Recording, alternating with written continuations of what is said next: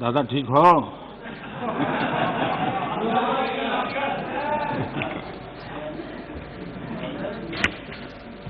आदरणीय सभापति जी,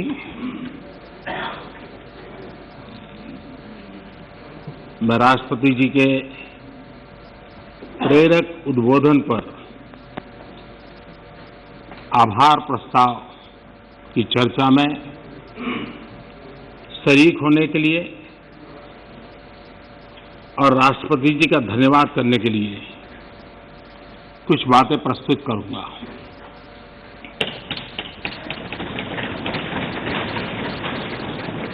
राष्ट्रपति जी का भाषण भारत के 130 करोड़ नागरिकों की संकल्प शक्ति का परिचायक है। विकट और विपरीत काल में भी यह देश किस प्रकार से अपना रास्ता चुनता है, रास्ता तय करता है और रास्ते पर अचीव करता हुआ आगे बढ़ता है, ये सारी बातें विस्तार से राष्ट्रपति जी ने अपने अभिभाषण में कही है। उनका एक एक शब्द देशवासियों में एक नया विश्वास पैदा करने वाला है और हर किसी के दिल में देश के लिए कुछ करने की प्रेरणा जगाने वाला है। और इसलिए हम उनका जितना आभार व्यक्त करें उतना कम है। इस सदन में भी 15 घंटे से ज्यादा चर्चा हुई है। रात को 12-12 बजे तक हमारे सभी माननीय सांसदों ने इस चेतना को जगाए रखा है, चर्चा को जीवंत बनाया है, अधिक शार्पन किया है। इस चर्चा में भाग लेने वाले सभी माननीय सदस्यों का मैं हृदय से आभार व्यक्त करता हूं। मैं विशेष रूप से हमारी महिला सांसदों का आभार व्यक्त करना चाहता हूं, क्योंकि इस चर्चा में उनकी भागीदारी भी ज्यादा थी, विचारों की धार भी थी, रिसर्च करके बातें रखने का उनका प्रयास था और अपने आप को इस प्रकार से तैयार करके कि उन्होंने इस सदन को समृद्ध किया है, चर्चा को समृद्ध किया है। और इसलिए उनकी तैयारी, उनके तर्क और उनकी सूझबूझ, इसके लिए मैं विशेष रूप से महिला सांसदों का अभिनंदन करता हूं, उनका आभार व्यक्त करता हूं। आदरणीय अध्यक्ष महोदय, भारत आजादी के 75वें वर्ष एक प्रकार से अभी दरवाजे पर दस्तक दे ही रहे हैं। 75 वर्ष का पड़ाव हर हिंदुस्तानी के लिए गर्व का है और आगे बढ़ने के पर्व का भी है। और इसलिए समाज व्यवस्था में हम कहीं पर भी हो,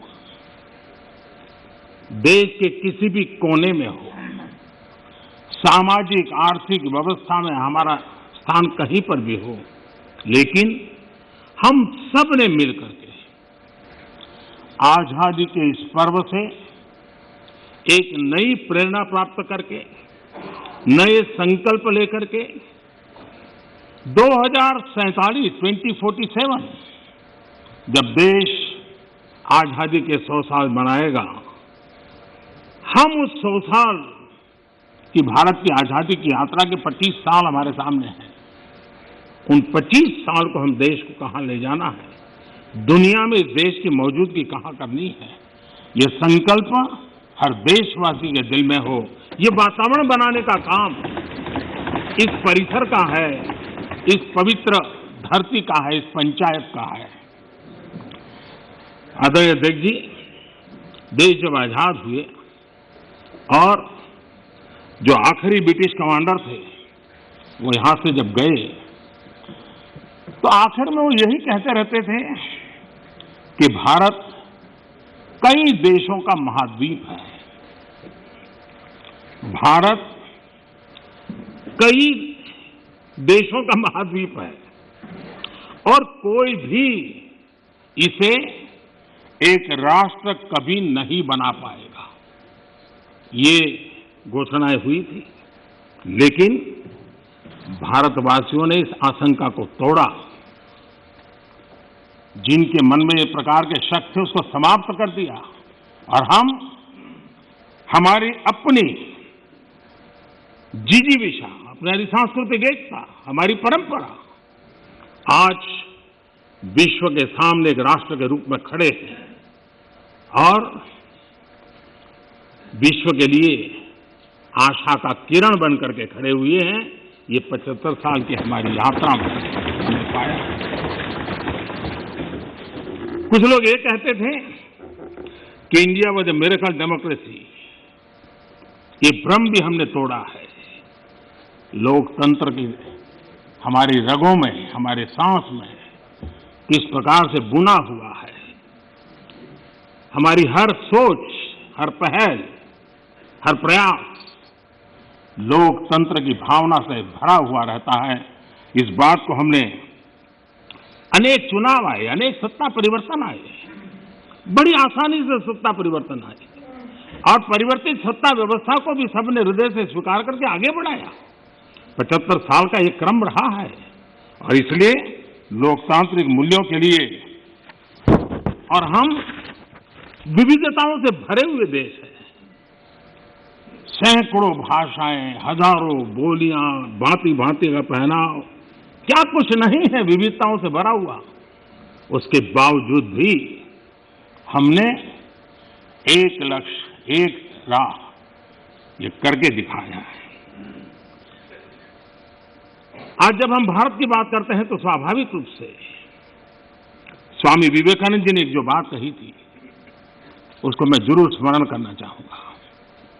विवेकानंद जी ने कहा था, every nation has a message to deliver, every nation has a message to deliver, a mission to fulfil, a destiny to reach.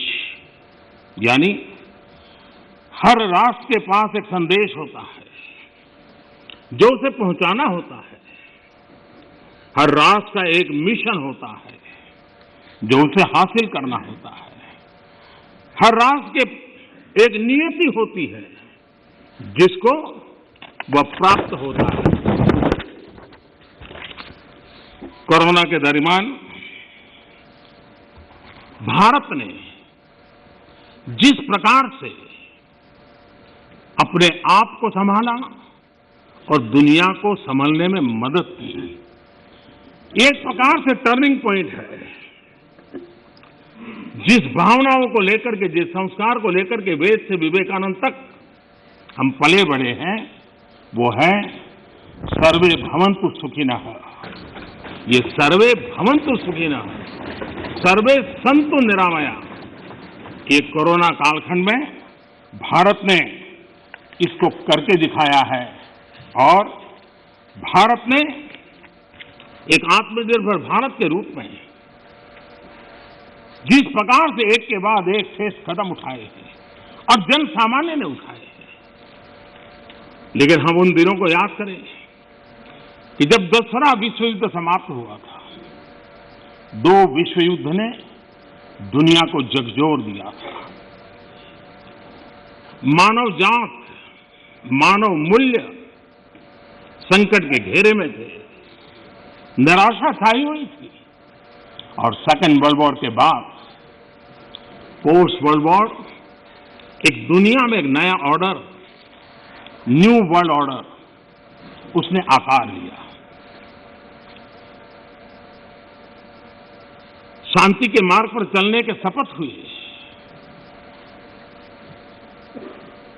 सैन्य नहीं, सहयोग, इस मंत्र को लेकर के दुनिया के अंदर विचार प्रबल होते गए। यूएन का निर्माण हुआ, इंस्टीट्यूशंस बनी, भांति भांति के मैकेनिज्म तैयार हुए ताकि विश्व को पोस्ट वर्ल्ड वॉर के बाद एक सुचारू ढंग से शांति की दिशा में ले जाया जाए। लेकिन अनुभव कुछ और निकला। अनुभव ये निकला कि दुनिया में शांति की बात हर कोई करने लगा। पोस्ट वर्ल्ड वॉर शांति की बातों के बीच भी हर कोई जिसकी ताकत थी अपनी सैन्य शक्ति बढ़ाने लगा। वर्ल्ड वॉर के पहले दुनिया के पास जो सैन्य शक्ति थी, यूएन के बाद वो सैन्य शक्ति अनेक गुना बढ़ गई। छोटे मोटे देश भी सैन्य शक्ति की स्पर्धा में आने लग गए। शांति की चर्चा बहुत हुई, लेकिन हकीकत इस बात विश्व को स्वीकार करना होगा कि सैन्य शक्ति की तरफ बड़ी बड़ी ताकतें और पुरजोश चल पड़ी। जितने इनोवेशन हुए, रिसर्च हुए, वो इसी कालखंड में हुए सैन्य शक्ति के लिए। पोस्ट कोरोना भी एक नया वर्ल्ड ऑर्डर नजर आ रहा है। पोस्ट कोरोना के बाद दुनिया में एक नया संबंधों का वातावरण शेप लेगा। हमें तय करना है कि हम वर्ल्ड वॉर के बाद एक मुख्य दर्शक के रूप में बदलती हुई दुनिया को देखते रहे और अपने आप को कहीं एडजस्ट हो सकते तो करने की कोशिश की। हमारे लिए वो कालखंड भी वैसा ही था। लेकिन आज पोस्ट कोरोना जो नया वर्ल्ड ऑर्डर तैयार होगा, और होना ही है, किस रूप का होगा, कैसा होगा, कौन उसको इनिशिएट करेगा, वो तो वक्त बताएगा। लेकिन दुनिया ने जिस प्रकार से संकट को झेला है, दुनिया इस पर सोचने के लिए मजबूर हुई है और होना है। ऐसी स्थिति में भारत विश्व से कट करके नहीं रह सकता। भारत एक कोने में गुजारा नहीं कर सकता। हमें भी एक मजबूत प्लेयर के रूप में उभरना होगा। लेकिन सिर्फ जनसंख्या के आधार पर हम दुनिया में अपनी मजबूती का दावा नहीं कर पाएंगे। वो एक ताकत है, लेकिन इतनी ताकत मात्र से नहीं चलता है। नए वर्ल्ड ऑर्डर में भारत को अपनी जगह बनाने के लिए भारत को सशक्त होना पड़ेगा, समर्थ होना पड़ेगा, और उसका रास्ता है आत्मनिर्भर भारत। आज फार्मेसी में हम आत्मनिर्भर हैं, हम दुनिया के कल्याण के काम आते हैं। भारत जितना आत्मनिर्भर बनेगा और जिसकी रगों में सर्वे सुखिनः भवन्तु का मंत्र जड़ा हुआ है, वो जितना सामर्थ्यवान होगा, मानव जात के कल्याण के लिए, विश्व के कल्याण के लिए एक बहुत बड़ी भूमिका अदा कर सकेगा। और इसलिए हमारे लिए आवश्यक है कि हम आत्मनिर्भर भारत इस विचार को बल दें और ये हम मान के चले। ये किसी शासन व्यवस्था का विचार नहीं है, ये किसी राजनेता का विचार नहीं है। आज हिंदुस्तान के हर कोने में vocal for local, vocal for local सुनाई दे रहा है और लोग हाथ लगाते देखते हैं लोकल। यह आत्मगौरव का भाव आत्मनिर्भर भारत के लिए बहुत काम आ रहा है। और मुझे विश्वास है कि हम सबकी सोच, हमारी नीतियां, हमारे निर्णय भारत को आत्मनिर्भर बनाने के लिए जो भी आवश्यक बदलाव हो, उस बदलाव की ओर होने चाहिए। ये मेरा मत है। इस चर्चा के अंदर करीब करीब सभी माननीय सदस्यों ने कोरोना की चर्चा की है। हमारे लिए संतोष का विषय है, गर्व का विषय है कि कोरोना के कारण कितनी बड़ी मुसीबत आएगी। ये जो दुनिया में अनुमान लगाए गए थे, बहुत बड़े बड़े एक्सपर्ट ने अनुमान लगाए थे। भारत में भी एक भय का वातावरण पैदा करने के लिए भरसक प्रयास भी हुए थे और एक अननोन एनिमी था, तो विश्वास से कोई कुछ नहीं कह सकता था, विश्वास से कुछ कोई कर भी नहीं सकता था। एक ऐसे अननोन एनिमी के खिलाफ लड़ना था और इतना बड़ा देश, इतना थिकली पॉपुलेटेड देश, इतनी कम व्यवस्थाओं वाला देश, दुनिया को शक होना बड़ा स्वाभाविक भी था, क्योंकि विश्व के बड़े बड़े देश कोरोना के सामने घुटने टेक चुके थे। तब भारत कैसे टिक पाएगा? और भारत एक बार हालत खराब हो गई तो विश्व को कोई नहीं बचा पाएगा, ये समीकरण भी लोग लगा रहे थे। ऐसे में ये 130 करोड़ देशवासियों की डिसिप्लिन, उनका समर्पण, इसने आज हमें बचा के रखा है। क्रेडिट गोज टू 130 करोड़ हिंदुस्तानी, और इसका गौरव गान हमें करना चाहिए। भारत की पहचान बनाने के लिए ये भी एक अवसर है। हम अपने आप को कोसते रह करके कहें दुनिया हमें स्वीकार करे, ये कभी संभव नहीं होता है। हम घर में बैठकर अपनी कमियों के साथ जूझेंगे, कमियों को ठीक करने का प्रयास करेंगे, लेकिन विश्वास के साथ विश्व के सामने जाने का तजुर्बा भी रखेंगे, तब जाकर के दुनिया हमें स्वीकार करे। अगर आप अपने बच्चों को घर में नहीं स्वीकार करते हो और चाहोगे मोहल्ले में बच्चा स्वीकार करे, कोई स्वीकार करे, कोई स्वीकार नहीं करता है। दुनिया का नियम है, और इसलिए हमें इस बात को करना चाहिए। श्रीमान मनीष तिवारी जी ने एक बात कही, उन्होंने कहा भाई भगवान की कृपा है तो कोरोना में हम बच गए।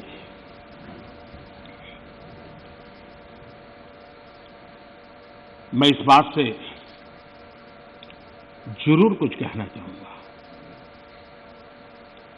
ये भगवान की ही कृपा है जिसके कारण दुनिया इतनी बड़ी हिल गई, हम बच गए। भगवान की कृपा, क्योंकि वो डॉक्टर, वो नर्स भगवान का रूप बन के आए। क्योंकि वो डॉक्टर, वो नर्स अपने छोटे छोटे बच्चों को शाम को घर लौटूंगा कह करके जाते थे, 15-15 दिन तक लौट नहीं सकते थे, वो भगवान का रूप लेकर के आए। हम कोरोना से जीत पाए क्योंकि ये हमारे सफाई कर्मचारी, मौत और जिंदगी का खेल उनके लिए भी था, लेकिन जिस मरीज के पास कोई नहीं जा सकता था, मेरा सफाई कर्मचार वहां जाकर के उसको साफ सुथरा रखने का प्रयास करता था।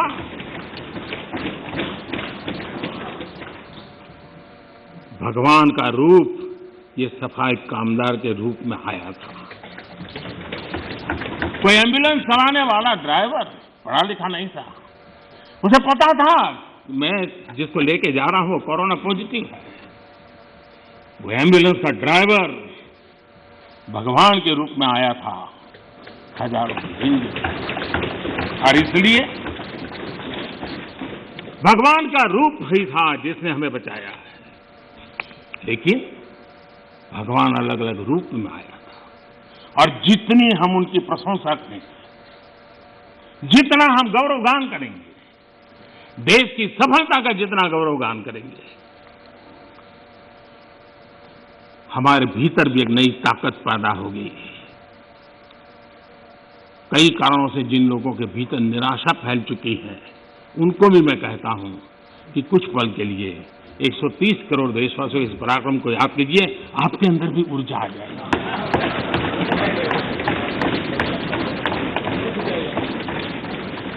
माननीय अध्यक्ष जी, इस कोरोना काल एक ऐसा कसौटी का काल था जिसमें सच्ची कसौटी तब होती थी जब संकट होता है। सामान्य स्थिति में बहुत जल्दी ध्यान में नहीं आता। दुनिया, बड़े बड़े देश, कोरोना में जो हुआ वो तो है, लेकिन उन्होंने हर एक ने तय किया कि वे अपने नागरिकों को सीधे पैसे पहुंचाएंगे ताकि इस संकट की घड़ी में उनके नागरिकों को मदद मिले। आपको जानकर के ताज्जुब होगा, दुनिया के बहुत सारे देश उस कोरोना, लॉकडाउन, कर्फ्यू, आशंका, इस वातावरण के कारण चाहते हुए भी खजाने में पाउंड और डॉलर के ढेर होने के बावजूद भी अपने नागरिकों तक नहीं पहुंचा पाए। बैंक बंद, पोस्ट बंद, व्यवस्थाएं बंद, कुछ नहीं कर पाए। इरादा था, घोषणाएं भी हुई। ये हिंदुस्तान है कि जो इस कोरोना कालखंड में भी करीब करीब 75 करोड़ से अधिक भारतीयों को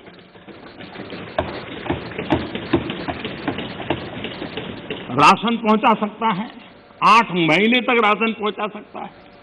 यही भारत है जिसने जनधन, आधार और मोबाइल के द्वारा 2 लाख करोड़ रुपया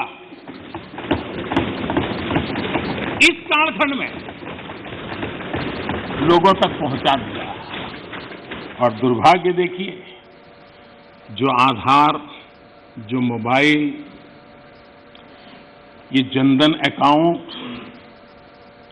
इतना गरीब से काम आया, लेकिन कभी कभी सोचते हैं कि आधार को रोकने के लिए कौन लोग कोर्ट में गए थे, कौन लोग सुप्रीम कोर्ट के दरवाजे खटखटा रहे थे। मैं कभी कभी हैरान हूं और आज मैं इस बात को बार बार बोलूंगा, अध्यक्ष जी मुझे क्षमा करना।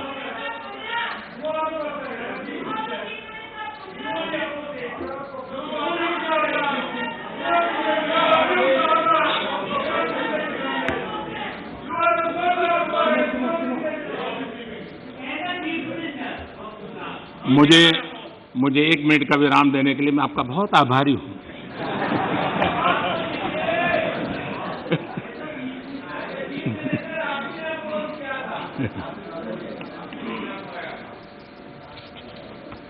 इस हसन में कभी कभी अज्ञान भी बड़ी मुसीबत पैदा करता है। मान्य अध्यक्ष जी, ठेले वाले, रेहड़ी पटरी वाले लोग इस कोरोना कालखंड में उनको धन मिले, उनके पैसे मिले, ये उनके लिए किया गया और हम कर पाए। आदरणीय अध्यक्ष जी, हमारी अर्थव्यवस्था इस कालखंड में भी हमने रिफॉर्म का सिलसिला जारी रखा और हम इस इरादे से चले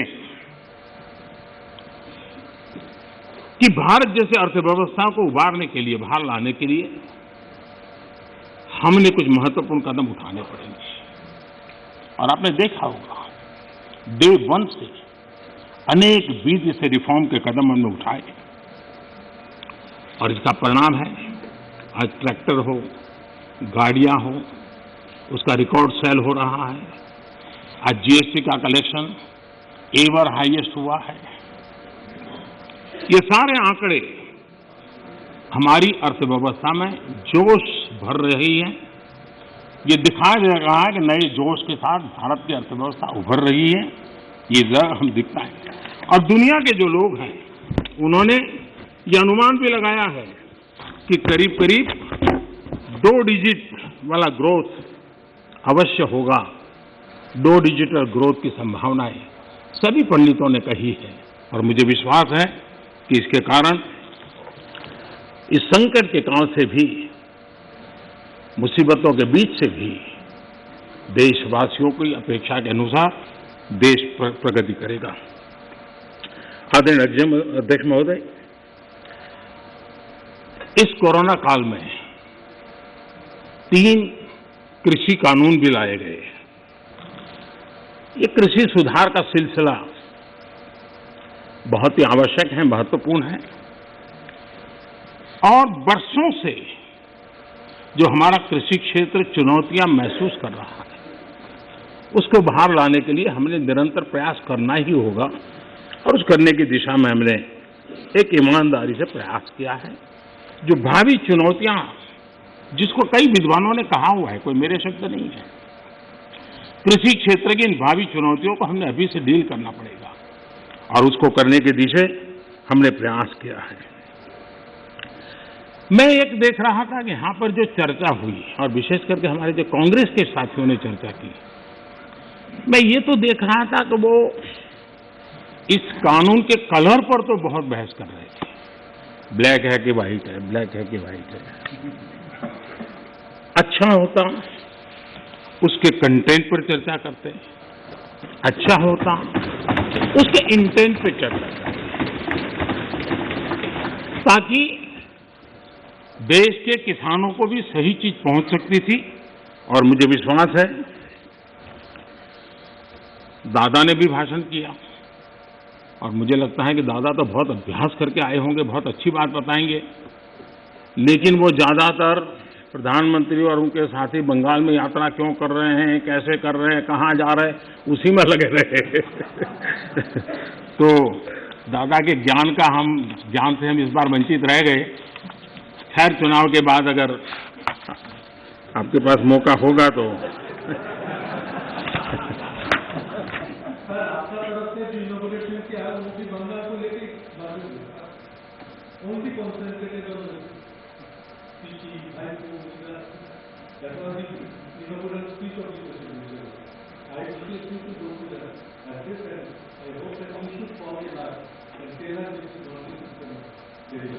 ये कितना महत्वपूर्ण प्रदेश है, इसीलिए तो हम कर रहे हैं। हाँ, आप लोगों ने इसको इतना पीछे छोड़ दिया, हम तो इसको प्रमुखता देना चाहते हैं।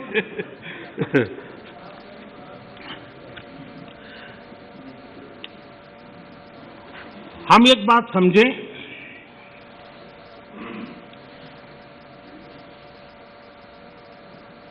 जहां तक आंदोलन का सवाल है, दिल्ली के बाहर हमारे जो किसान भाई बहन बैठे हैं, जो भी गलत धारणाएं बनाई गई, जो अफवाहें फैला गई, उसके शिकार हुए हैं। लेकिन मेरा पूरा भाषण बोलने के बाद सब कीजिए, आपको मौका मिला था।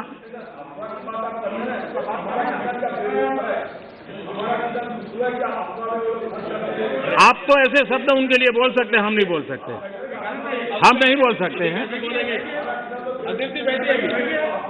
श्रीमान किसान हमारे कैलाश चौधरी जी ने और हमारे समय बोलते ही रहेंगे क्या? माननीय, आपको पर्याप्त समय, पर्याप्त अवसर दिया था, आपने पूरी बात कही, उस समय किसी ने टोका टोकी नहीं की। प्लीज आप मत। माननीय प्रधानमंत्री, माननीय अधीर रंजन जी, प्लीज।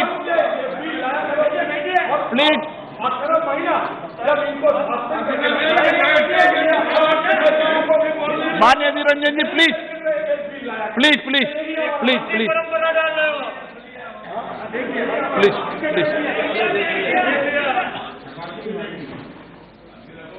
देखिए, मैं कितनी सेवा करता हूँ आपकी। आपको जहाँ रजिस्टर करवाना था हो गया।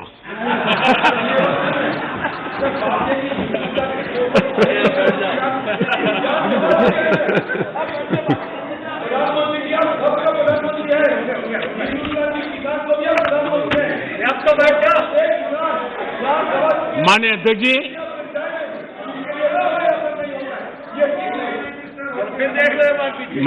जी,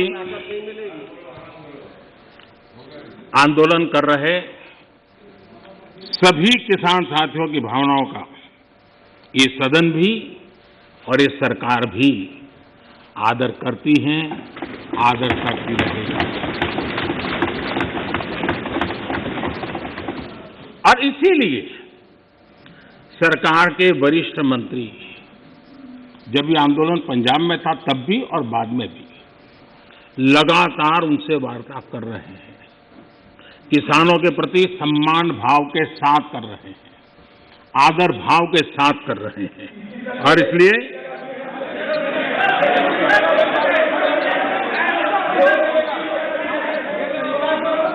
आपने 30 मिनट, 1 मिनट नहीं पाएंगे। आपका कोई रिकॉर्ड नहीं कर, बैठिए।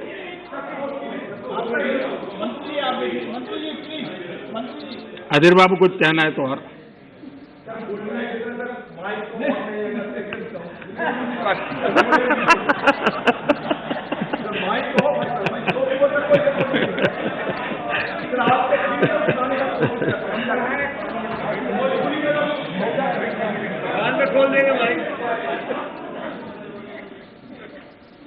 मैं अध्यक्ष जी,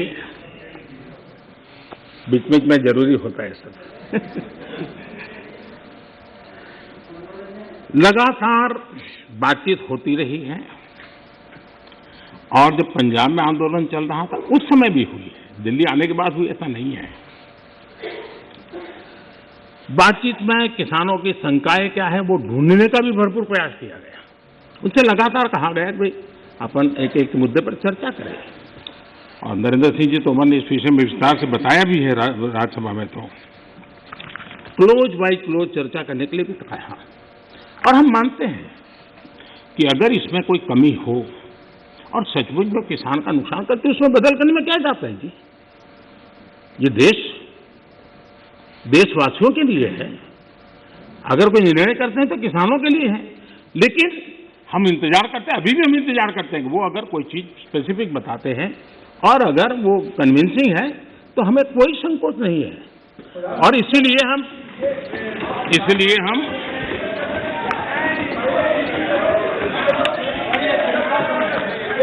जब शुरू में जब वो पंजाब में थे, आपने अपनी बात कह चुके हैं।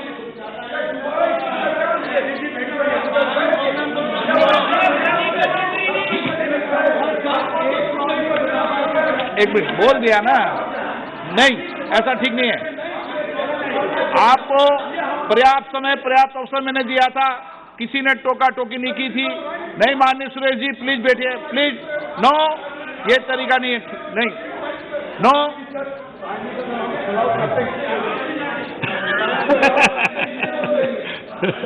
चलिए ये क्रेडिट भी आपने मुझे दे दी।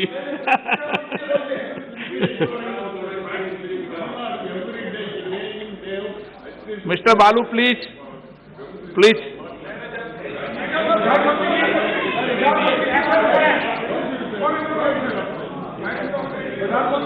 नो, नो, प्लीज आप बैठिए। आपको किसने कहा?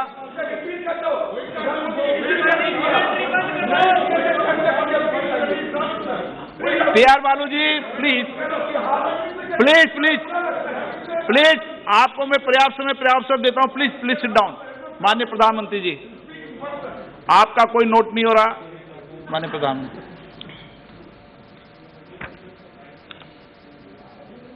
ये ऑर्डिनेंस के द्वारा ये तीनों कानून लागू किए गए थे, बाद में पार्लियामेंट में भी पारित हुए। कानून लागू होने के बाद न देश में कोई मंडी बंद हुई है, कानून लागू होने के बाद न कहीं एमएसपी बंद हुआ है। ये सच्चाई है जिसको हम छुपा करके बातें करते हैं, इसका कोई मतलब नहीं है। इतना ही नहीं, एमएसपी की खरीदी भी बढ़ी है और ये कानून नए बनने के बाद बढ़ी है। और इसलिए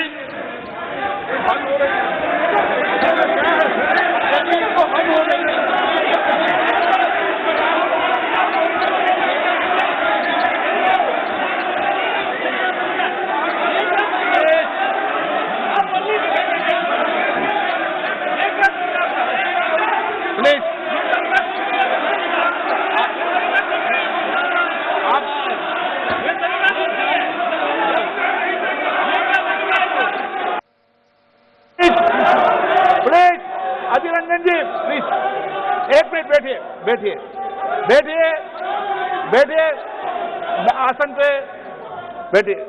माननीय सदस्यगण, मैंने इस विषय पर आपको सभी माननीय सदस्यों को पर्याप्त समय पर्याप्त अवसर दिया था। जब कोई भी प्रतिपक्ष का माननीय नेता या सदस्य बोलता था तो मैंने सभी से कहा कि सब बात ध्यान से सुने, किसी को टोका टोकी नहीं करे।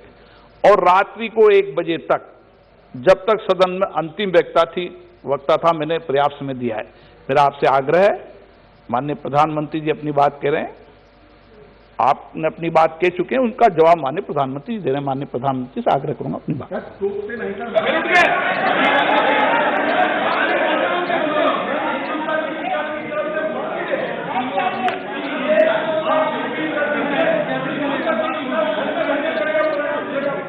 प्रधानमंत्री, माननीय अध्यक्ष जी, ये हो हल्ला, ये आवाज, ये रुकावटें डालने का प्रयास एक सोची समझी रणनीति के तहत है। और सोची समझी रणनीति ये है कि जो झूठ फैलाया है जो अफवाहें फैलाई हैं उसका पर्दाफाश हो जाएगा, सत्य वहां पहुंच जाएगा तो उनका टिकना भारी हो जाएगा। और इसलिए हो हल्ला करते रहो, जैसा बाहर करते हैं वैसा अंदर भी करते रहो, यही खेल चलता रहा है। लेकिन इससे कभी भी आप लोगों का विश्वास नहीं जीत पाओगे, मान के चलो। माननीय अध्यक्ष जी, ऑर्डिनेंस के बाद और पार्लियामेंट में कानून बनने के बाद किसी भी किसान से मैं पूछना चाहता हूं कि पहले जो हक उनके पास थे, जो व्यवस्थाएं उनके पास थी, उसमें से कुछ भी इस नए कानून ने छीन लिया है क्या? इसकी चर्चा, उसका जवाब कोई देता नहीं है। सब कुछ वैसा का वैसा वो है पुराना। क्या हुआ है? एक अतिरिक्त विकल्प व्यवस्था मिली है, वो भी क्या कंपलसरी है? किसी कानून का विरोध तो तब मायना रखता है कि जब वो कंपलसरी हो। ये तो ऑप्शनल है। आपको मर्जी पड़े यहां जाना है जाइए, आपको मर्जी पड़े वहां नहीं जाना है वहां जाइए, जहां ज्यादा फायदा हो वहां किसान चला जाए, ये व्यवस्था की गई है। और इसलिए प्लीज अधीर रंजन जी, अब ज्यादा हो रहा है। अधीर रंजन जी प्लीज, अब ज्यादा हो रहा है, अब ज्यादा हो रहा है। मैं आपका रिस्पेक्ट करने वाला इंसान हूं और मैंने पहले कह दिया, आपने जितना किया जहां रजिस्टर होना हो गया। और बंगाल में भी टीएमसी से ज्यादा पब्लिसिटी आपको मिल जाएगी। बाबा क्यों इतना है? हाँ दादा, देखो मैं बता दिया, चिंता मत करो, मैंने बता दिया।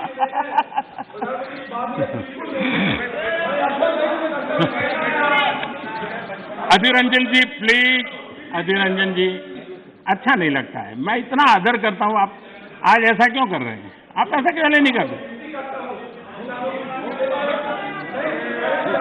अरे भाई, हद से ज्यादा क्यों कर रहे हैं आप? Please Adhir Ranjan ji, please.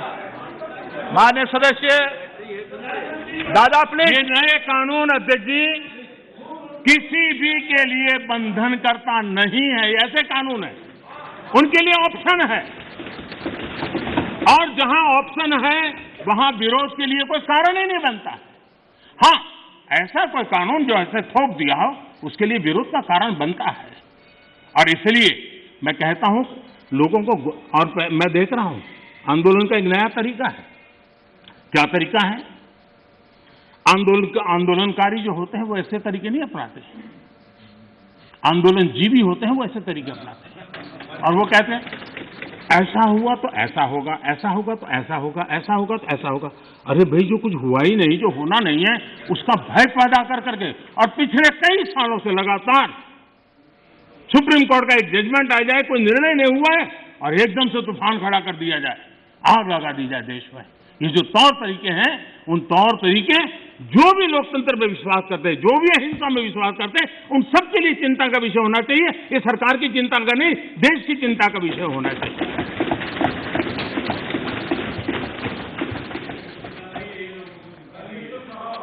इस प्लीज बाद में समय मिलेगा आपको।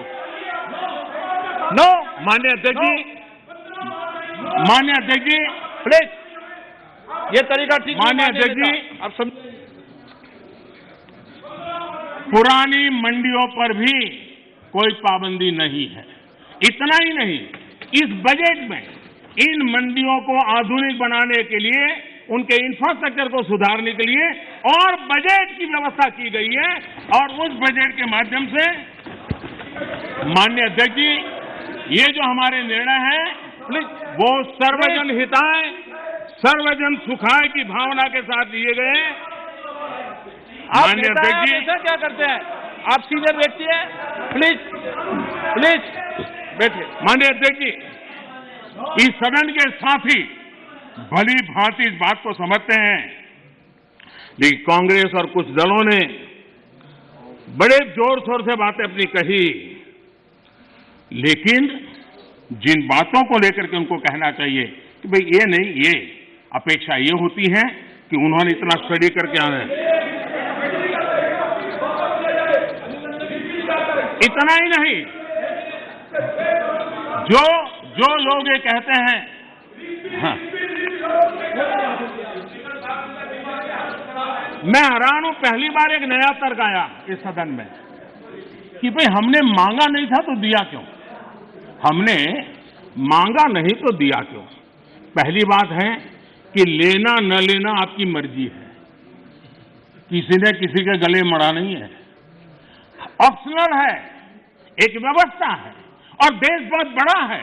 हिंदुस्तान के कुछ कोनों में इसका लाभ होगा, हो सकता है किसी एक आध कोने में न भी हो, लेकिन ये कंपल्सरी नहीं है और इसलिए मांगा और दिए का मतलब नहीं होता है। लेकिन मैं फिर भी कहना चाहता हूं, इस देश में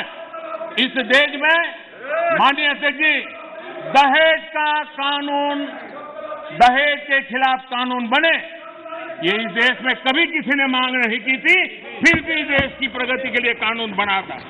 माननीय अध्यक्ष जी, ट्रिपल तलाक, इसके खिलाफ कानून बने, ये किसी ने मांग नहीं की थी, लेकिन प्रगतिशील समाज के लिए आवश्यक है, इसलिए कानून हमने बनाए हैं।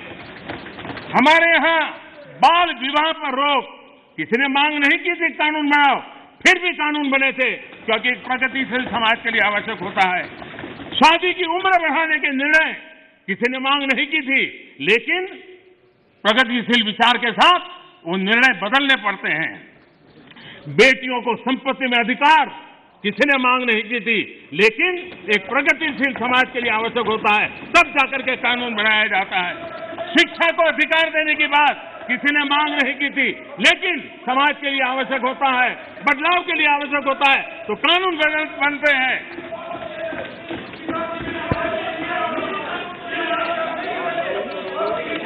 क्या कभी भी इतने सुधार हुए, बदलते हुए समाज ने इसको स्वीकार किया कि नहीं किया, ये दुनिया पूरी तरह जानती है।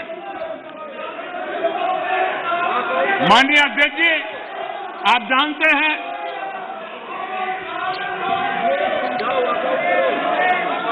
उन्होंने पर्याप्त समय, पर्याप्त अवसर दिया है बोलने का, ये तरीका ठीक नहीं है आपका। ठीक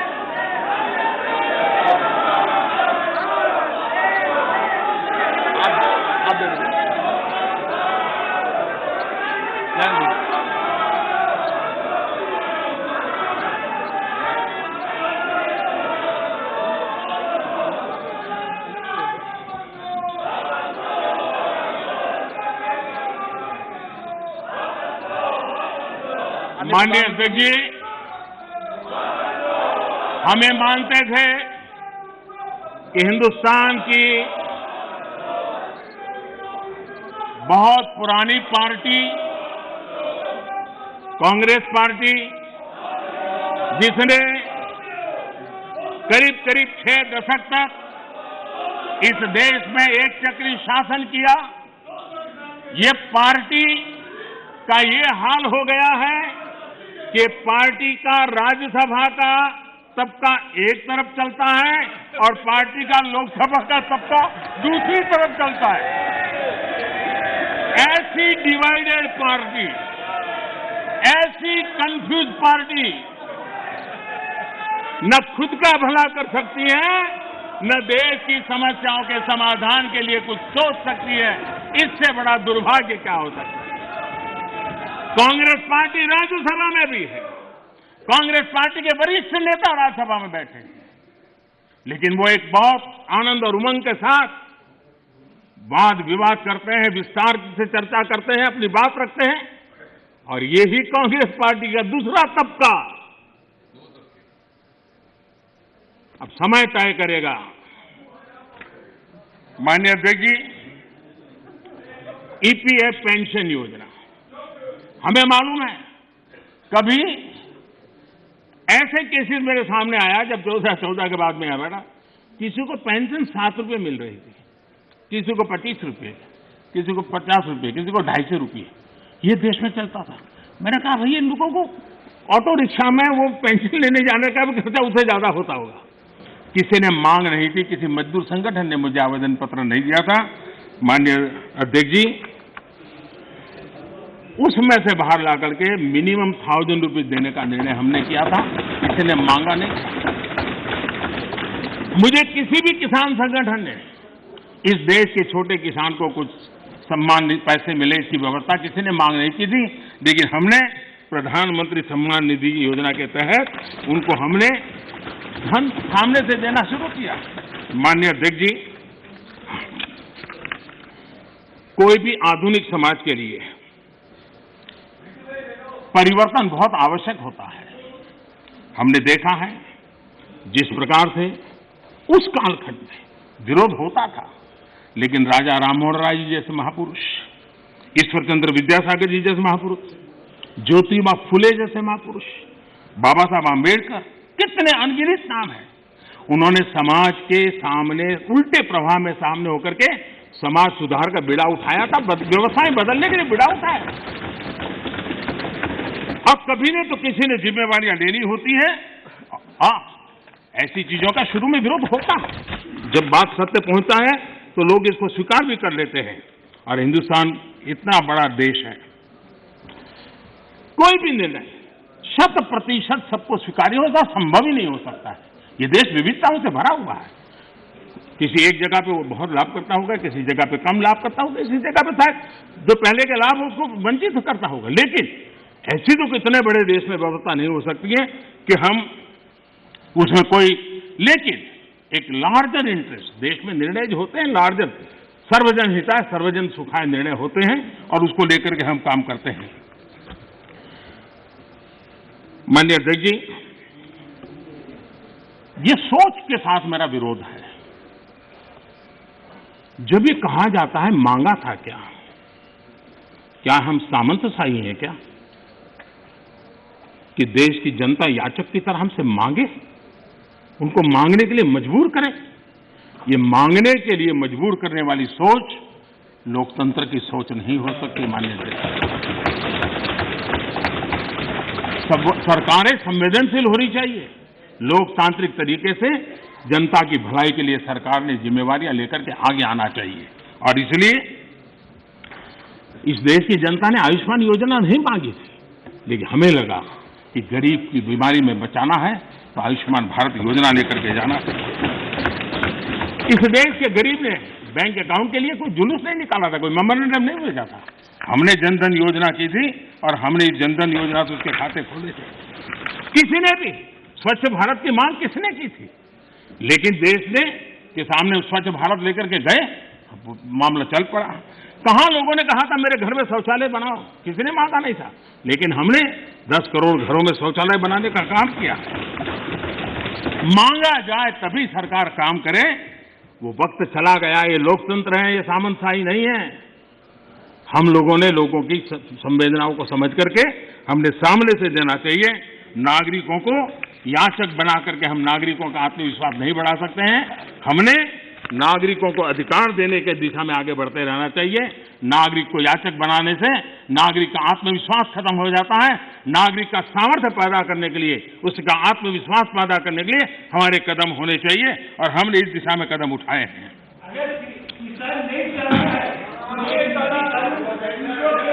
सरकार, एक मिनट दादा, अरे सुनो दादा, अरे दादा वही मैं कह रहा हूं, दादा मैं वही कह रहा हूं, जो नहीं चाहता है वो उसका उपयोग न करे, उसके पास पुरानी व्यवस्था है। यही आप बुद्धिमान लोगों को इतना ही छोटा मुझे समझाना है कि उसको नहीं चाहिए तो पुरानी व्यवस्था है, पुरानी व्यवस्था चली नहीं गई है। माननीय अध्यक्ष जी, एक बात हम जानते हैं, हम सब इस बातों से, जो ठहरा हुआ पानी होता है वो बीमारी पैदा करता है। बहता हुआ पानी है जो जीवन को भर देता है, उमंग से भर देता है। जो चलता है चलता रहे, चलने दो, अरे यार कोई आएगा तो करेगा, ऐसे थोड़ा चलता है। ये जिम्मेवारियां लेनी चाहिए, देश की आवश्यकता के अनुसार निर्णय करने चाहिए। स्टेटस को, देश को तबाह करने में ये भी एक मानसिकता ने बहुत बड़ा रोल किया है। दुनिया बदल रही है, कब तक हम स्टेटस को ऐसे ही करते रहेंगे तो मैं समझता हूं कि स्थितियां बदलने वाली नहीं है। और इसलिए देश की युवा पीढ़ी ज्यादा इंतजार नहीं कर सकती है।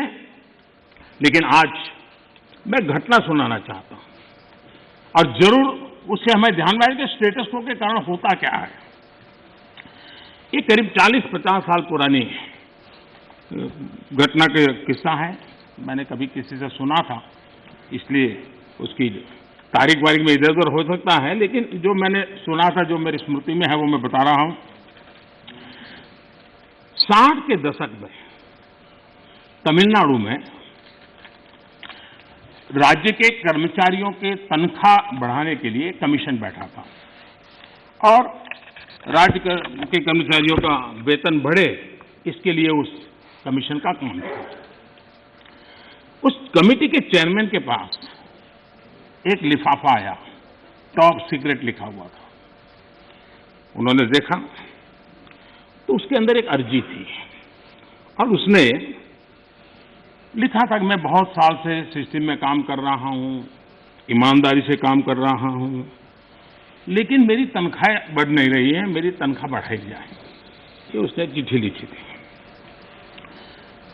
तो चेयरमैन ने जिसने चिट्ठी लिखी उसको लिखा, भाई तुम्हारा तुम हो कौन, क्या है पद, क्या है वगैरह।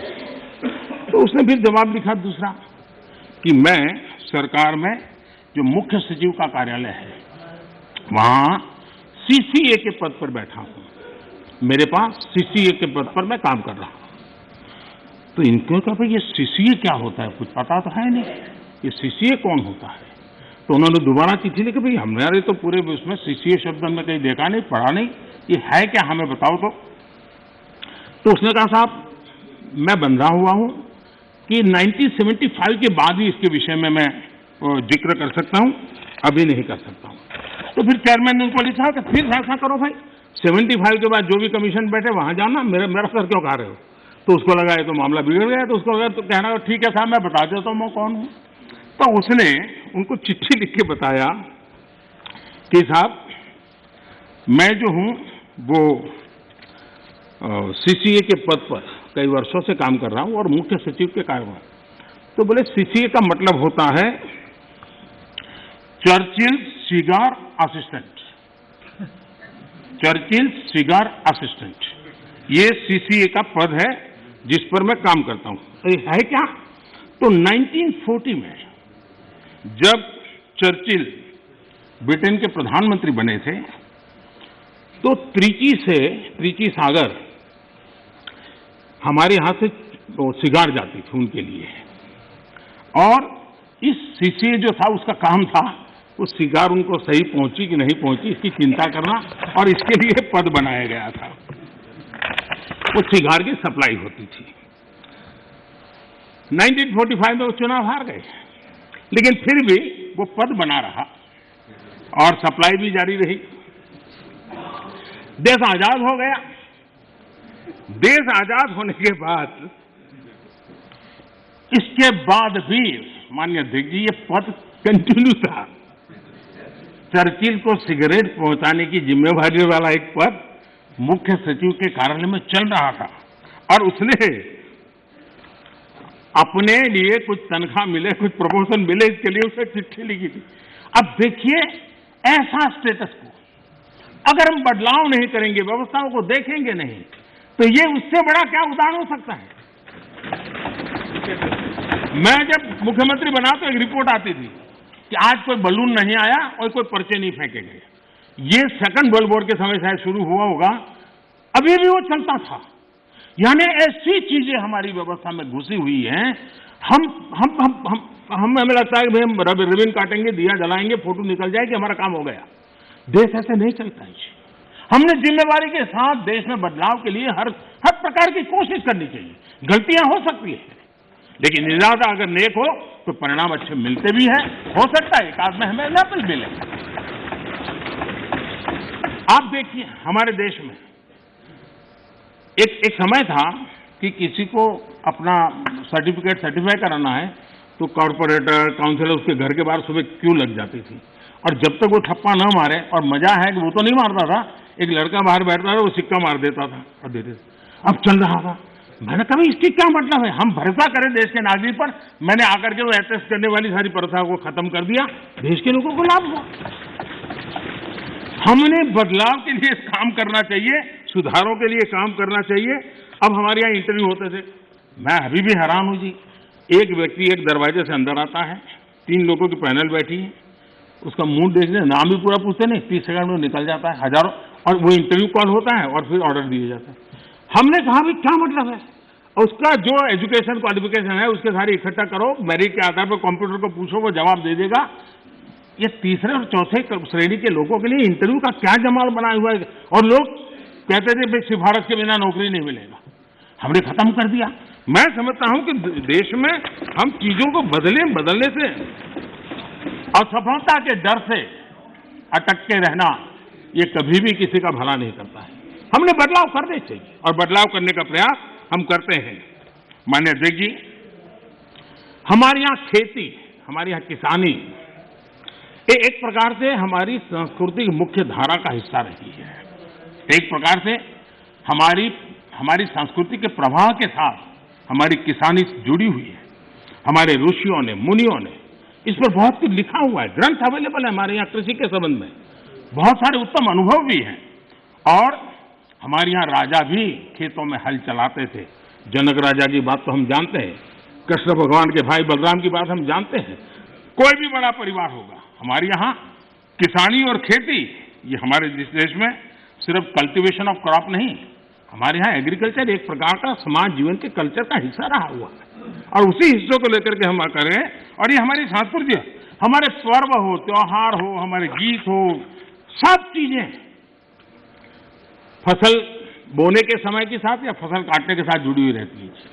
ये हमारी यहाँ परंपरा रही है। हमारे जितने लोकगीत हैं वो भी किसानी से जुड़े हुए होते हैं, फसल से जुड़े। हमारे त्योहार भी उसी से जुड़े हुए रहते हैं। और इसलिए, और हमारे देश की विशालता देखिए, हमारे यहाँ किसी को आशीर्वाद देते हैं, शुभकामना देते हैं, तो उसके साथ धन धान्य शब्द उपयोग करते हैं। धन धान्य, धन और धान्य को हमारे यहाँ अलग नहीं करते हैं। सिर्फ धान्य भी नहीं बोलता है कोई, सिर्फ धन भी नहीं होता, धन धान्य बोला जाता है। हमारे यहाँ धान्य का ये मूल्य, ये महत्व समाज जीवन का हिस्सा है। और जो स्थितियां बदली हैं, तो हमने भी उसको फिर से एक पटरी पर लाने के लिए प्रयास करने की आवश्यकता है। राज्यसभा के अंदर मैंने विस्तार से छोटे किसानों के संबंध में बात कही है, और देश का 80-85% वर्ग, इसको हम उपेक्षित रख करके देश का भला नहीं कर सकते हैं। हमने उसके लिए कुछ सोचना ही होगा, और बड़ी नक्करता के साथ हमने सोचना होगा। और मैंने गिन करके बताया है कि छोटे किसानों की कैसी उपेक्षा हुई है, किसानों के नाम पे हुई है। उसमें एक बदलाव बहुत जरूरी है, और आपको भी, ये छोटा किसान जाग जाएगा तो जवाब आपको भी देना पड़ेगा। ये मैं पूरी तरह समझता हूं। हमारे यहाँ जैसे जैसे आबादी बढ़ रही है, जमीन का टुकड़ा छोटा होता जा रहा है, परिवार के अंदर जमीन जो है बढ़ जाती है। चौधरी चरण सिंह जी ने तो एक जगह पे ये कहा हुआ है कि हमारे यहाँ किसान इतना, जमीन की मालिकी उसकी कम हो रही है कि वो स्थिति ऐसी आएगी कि वो अपने खेत में ही ट्रैक्टर को टर्न करना होगा तो नहीं कर पाएगा, इतना भी जमीन का टुकड़ा होगा। चौधरी चरण सिंह जी के शब्द है। तो ऐसी जब चिंता हमारे इन महापुरुषों ने हमारे सामने की है, तो हमें भी तो कुछ न कुछ व्यवस्थाएं करनी होगी। हमें इस आजादी के बाद हमारे देश में 28% खेतहर मजदूर थे, 28% लैंडलेस लेबरर थे। 10 साल पहले जो सेंसस हुआ उसमें ये जनसंख्या, क्षेत्रीय संख्या 28 से 55% हो गई। अब ये किसी भी देश के लिए चिंता का विषय होना चाहिए कि 28 से हमारा खेतहर मजदूर 55% पर पहुंच गया है, और जमीन कम होने के कारण, खेती से जो रिटर्न मिलना चाहिए वो नहीं मिलने के कारण उसके जीवन में ये मुसीबत आई है। और वो मजदूरी करने पर, किसी और के खेत में जाकर के मजदूरी होने पर मजबूर हो गया है। और दुर्भाग्य है कि हमारे देश में खेती में निवेश जो होना चाहिए वो नहीं हो रहा है। सरकार उतना कर नहीं पा रही है, राज्य सरकारें भी नहीं कर पा रही है, और किसान खुद भी नहीं कर पा रहा है। जो कुछ भी उसको निकलता है बच्चों को पालने में और पेट भरने में उसका चला जाता है। और इसलिए निवेश की बहुत बड़ी आवश्यकता है। जब तक हम निवेश नहीं लाएंगे, जब तक हम हमारी खेती को आधुनिक नहीं करेंगे, हम जब तक छोटे से छोटे किसान की भलाई के लिए व्यवस्थाएं विकसित नहीं करेंगे, हम देश के एग्रीकल्चर सेक्टर को ताकतवर नहीं बना सकते हैं। और इसलिए हमारा किसान आत्मनिर्भर बने, उसको अपनी उपज बेचने की आजादी मिले, उस दिशा में हमने काम करने की आवश्यकता है। और हमारा किसान सिर्फ गेहूं और चावल वहां सीमित रहे, उससे भी बात बनने वाली नहीं है। दुनिया में मार्केट क्या है, आज उसके रिसर्च हो रहे हैं। उस प्रकार की चीजों का उत्पादन करें और वो चीजें दुनिया के बाजार में बेचें। भारत की आवश्यकताएं हैं, हम बाहर से चीजें न लाएं। मुझे याद है, मैं बहुत पहले जब यहाँ संगठन का काम करता था, नॉर्थ पार्ट में मुझे फारूक साहब के साथ काम करने का काफी मौका मिला है। तो मुझे हरियाणा का एक किसान अपने खेत में ले गया। उसने बड़ा आग्रह कहा, तो मैं चला गया। छोटी सी जगह थी उसकी, 1-1.5-2 बीघा से जमीन होगी, लेकिन बड़ा प्रगति। तो उसने वो मेरे पीछे पड़ा, आइए आइए। मैंने कहा है क्या बात? वे बोले एक बार आइए तो देखिए। तो मैं गया उसके यहाँ, करीब 30-40 साल पहले की बात है, 30 साल हो गए।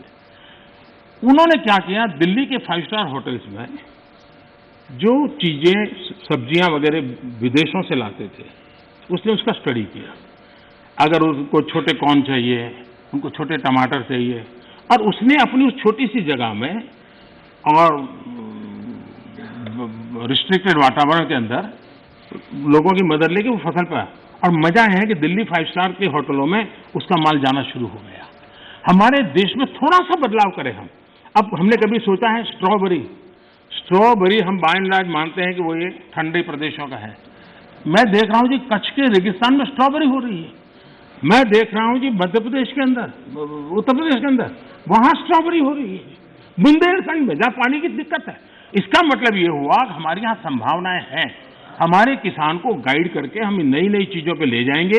मैं जरूर मानता हूं कि हमारा देश का किसान आगे आएगा, लेकिन उसको ये ठीक है, उसका अनुभव ऐसा है कि उसको हिम्मत देनी पड़ती है, उसका हाथ पकड़ना पड़ता है, उसको हाथ लेकर के चलना पड़ता है।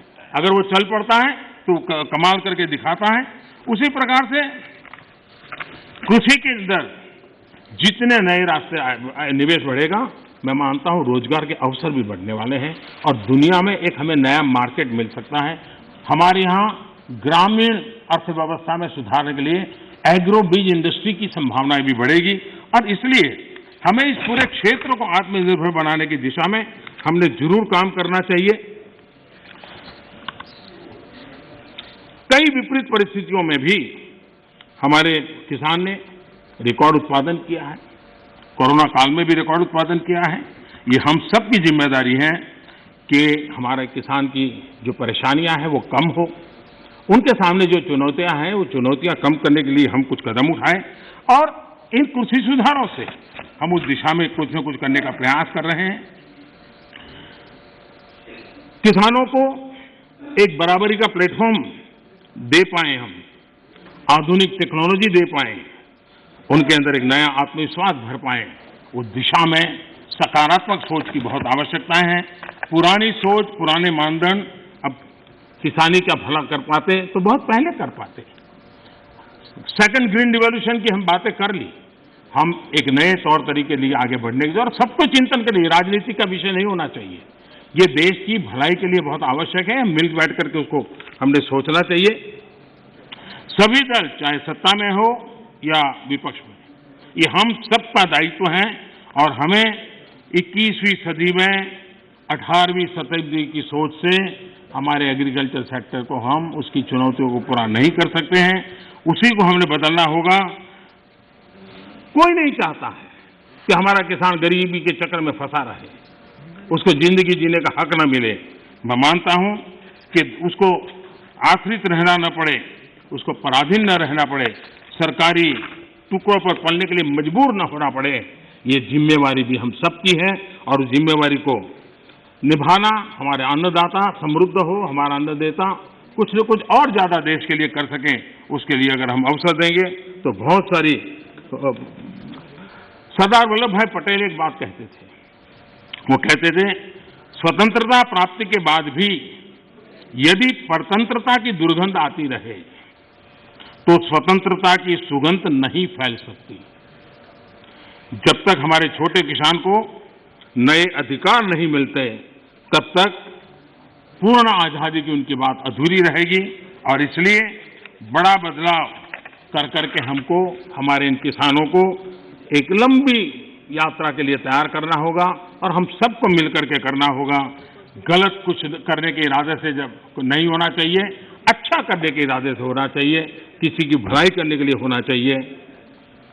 हमारी सरकार ने छोटे किसानों के लिए हर कदम को आप देखेंगे तो छोटे किसानों को हमने बीज से लेकर के बाजार तक पिछले 6 वर्षों में अनेक ऐसे इंटरवेंशन किए हैं जो छोटे किसान की मदद कर सकते हैं, छोटा किसान का लाभ सकते हैं।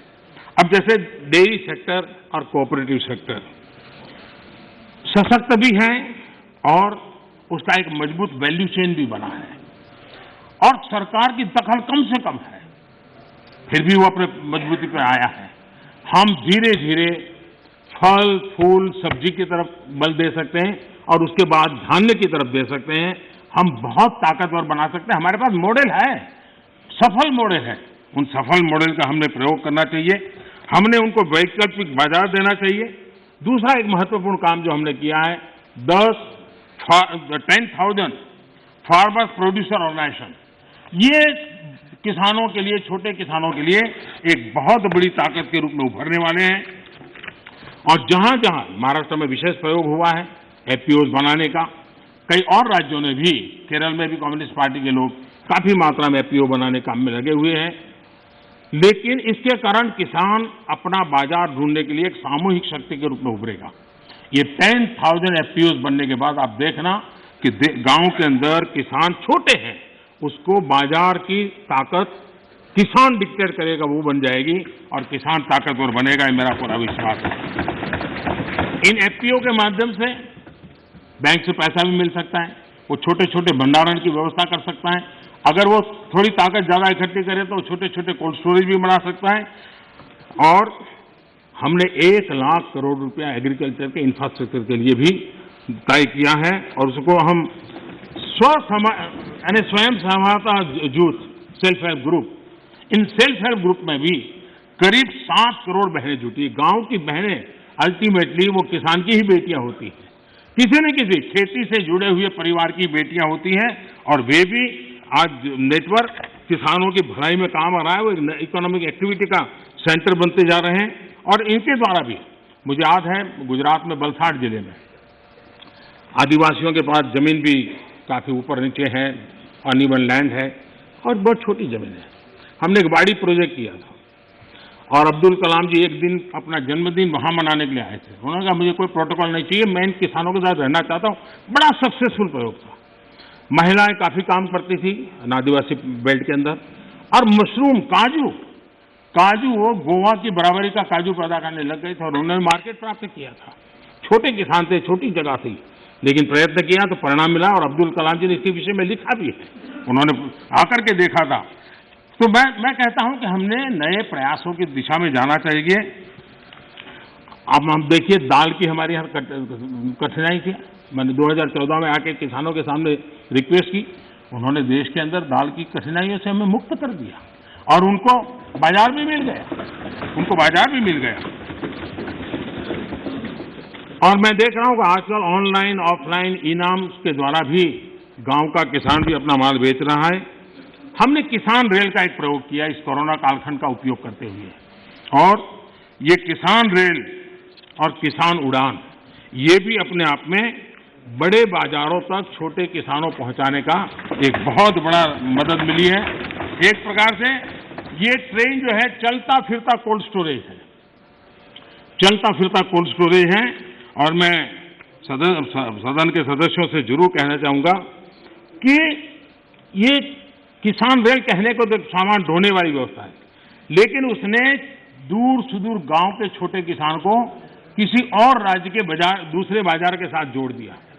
अब देखिए, नासिक से किसान मुजफ्फरनगर के व्यापारी से जुड़ा और क्या भेजा, उसकी ताकत बड़ी नहीं थी, 30 किलो अनार, 30 केजी अनार, ये उसने वहां से ये किसान रेल से भेजा और खर्चा कितना हुआ, 124 रुपीज।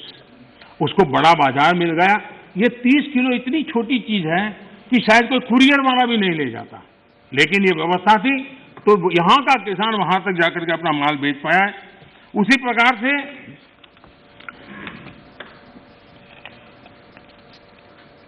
जो भी उसको सुविधा मिलती है, वो चाहे अंडे, मैंने देखा है कि अंडे किसी ने भेजे और अंडे भी उसको 60 रुपया खर्चा हुआ भेजने का, और उसके अंडे पहुंच गए, समय पर पहुंच गए, उसका माल बिक गया। देवलाली का एक किसान 7 kg उसकी कीवी, उसको उसने दानापुर भेजी। भेजने का खर्चा 60 रुपीज हुआ, लेकिन उसको 7 किलो की कीवी का अच्छा बाजार मिला और दूसरे राज्य से जाकर के मिला। किसान रेल लगती छोटी बात है, लेकिन कितना बड़ा परिवर्तन कर सकती है, इसका हम नमूना देखते हैं। माननीय अध्यक्ष जी, चौधरी चरण सिंह जी ने एक किताब लिखी है, भारत की अर्थनीति।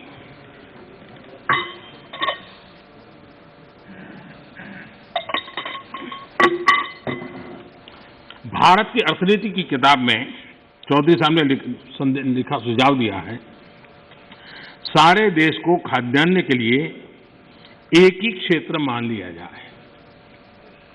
दूसरे शब्दों में, देश के एक भाग से दूसरे भाग में लाने जाने के पर कोई प्रतिबंध न हो। ये चौधरी चरण सिंह जी की किताब का कोट है। कृषि सुधारों, किसान रेल, मंडियों को इलेक्ट्रॉनिक प्लेटफॉर्म, ई-नाम, ये सारी चीजें हमारे देश के किसानों और से छोटे किसानों को एक बहुत बड़ा अवसर देने के प्रयास के भागरूप हो रहा है। माननीय अध्यक्ष जी, जो लोग इतनी बातें करते हैं, सरकार इतने सालों तक चलाई है, मैं नहीं मानता हूं उनको किसानों की दिक्कत का पता नहीं था या उनको समझ नहीं थी। पता भी था, समझ भी थी, और उनको मैं उन्हीं की बात आज याद कराना चाहता हूं। ये मौजूद नहीं है, मैं जानता हूं, लेकिन देश के लिए समझना बहुत जरूरी है। मैं एक कोट पढ़ता हूं। The state took initiative to amend their state APMC act in the year 2005 itself, providing for direct marketing, contract farming, setting up of a private market, consumer farmer markets, e-trading, and notified the rules in 2007 to implement the amended provision. In fact, 24 private markets have already come up in the state. ये किसने कहा था? ये APMC act बदल लिया है, इस बात को कौन गर्व से कह रहा था? 24 ऐसे बाजार बन चुके हैं, इसका गौरव कौन कर रहा था? डॉक्टर मनमोहन सिंह जी की सरकार के कृषि मंत्री श्रीमान शरद पवार जी गर्व की बात कर रहे हैं। ये उनका कोर्ट में कह रहा हूं। अब आज एकदम से उल्टी बात कर रहे हैं, और इसलिए शक होता है कि आखिरकार आप किसानों को भ्रमित करने के लिए रास्ता क्यों चुना है?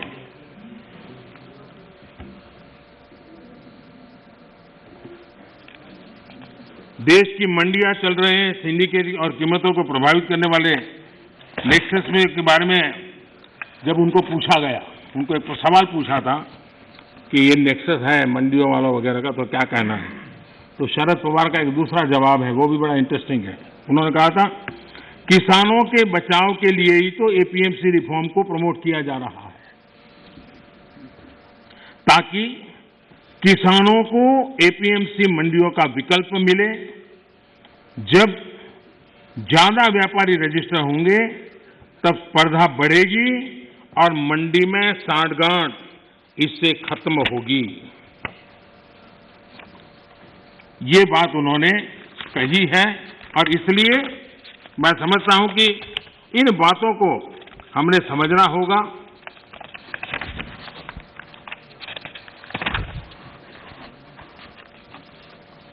जहां इनकी सरकारें हैं अलग अलग, जो सामने बैठे हुए मित्रों की, उन्होंने भी कम अधिक मात्रा में इस कृषि क्षेत्र में रिफॉर्म करने का प्रयास किया भी है, और हम तो वो हैं जिन्होंने 1500 कानून खत्म किए थे। हम प्रोग्रेसिव पॉलिटिक्स में विश्वास करते हैं, हम रिग्रेसिव पॉलिटिक्स में जाना नहीं चाहते हैं, और इसलिए, और भोजपुरी में तो एक कहावत है, कुछ लोग ऐसे हैं, भोजपुरी में कहावत है, ना खेलब ना खेल देव, खेलबे बिगाड़ब। न खेलूंगा, न खेलने दूंगा, मैं खेल को बिगाड़ के रखूंगा।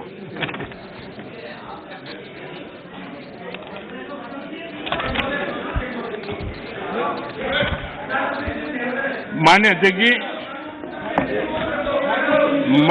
जी, देश का सामर्थ्य बढ़ाने में सभी का सामूहिक योगदान कश्मीर से कन्याकुमारी तक, कच्छ से लेकर कामाख्या तक, जब हर भारतीय का पसीना लगता है तब जाकर के देश आगे बढ़ता है। मैं कांग्रेस के साथियों को याद दिलाना चाहता हूं कि देश के लिए पब्लिक सेक्टर जरूरी है तो प्राइवेट सेक्टर का भी भागीदारी उतनी ही आवश्यक है। सरकार ने मोबाइल मैन्युफैक्चरिंग को प्रोत्साहित किया, प्राइवेट पार्टियां आई, मैन्युफैक्चरर्स आए। आज गरीब से गरीब परिवार तक स्मार्टफोन पहुंच रहा है। टेलीकॉम में स्पर्धा को प्रोत्साहित किया गया तो मोबाइल पर बात करना करीब करीब 0 हो गया और डेटा भी दुनिया में सबसे सस्ता आज हिंदुस्तान में है। यहां तक कि हमारी फार्मा इंडस्ट्री, हमारे वैक्सीन निर्माता, क्या ये सारे सरकारी हैं क्या? आज मानवता के काम अगर भारत आ रहा है तो हमारे इस प्राइवेट सेक्टर का भी बहुत बड़ा रोल है, प्राइवेट एंटरप्राइज का रोल है और हमें हमारे देश के नौजवानों पर भरोसा होना चाहिए। हमारे देश के नौजवानों पर भरोसा रखना चाहिए। इस प्रकार से कोसते रहेंगे, उनको नीचा दिखाते रहेंगे और हम किसी भी प्राइवेट एक्टिविटी को नकार देंगे। कोई जमाना होगा जब कुछ सरकार करेगी, उस जमाने में जरूर होगा, किया होगा। आज दुनिया बदल चुकी है, समाज की अपनी ताकत है, देश के अंदर ताकत है। हर एक किसी को अवसर मिलना चाहिए और उनको इस प्रकार से बेईमान घोषित करना, उनके लिए गंदी भाषा का प्रयोग करना, ये कल्चर किसी जमाने में वोट पाने के लिए काम आया होगा, आज वो आने वाला नहीं है। कृपा करके हम, और मैंने लाल किले पर से बोला, वेल्थ क्रिएटर भी देश को जरूरी होते हैं, तभी तो वेल्थ बांटेंगे।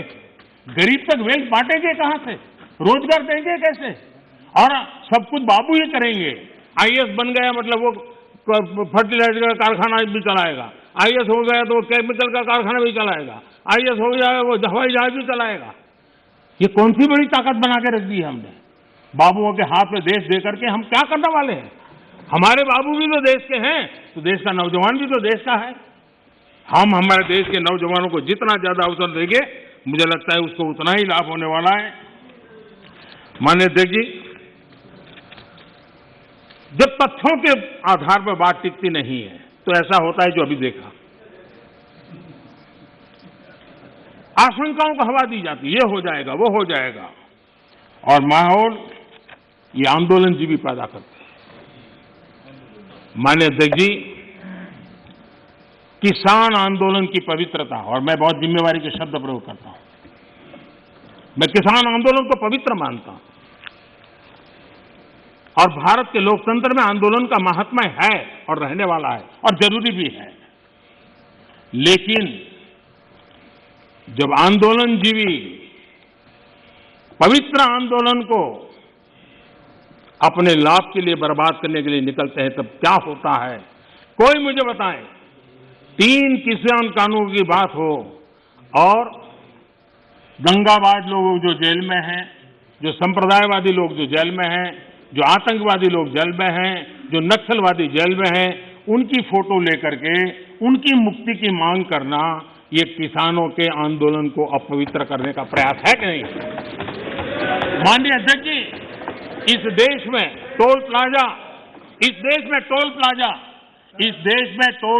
सभी सरकारों ने स्वीकार की हुई व्यवस्था है।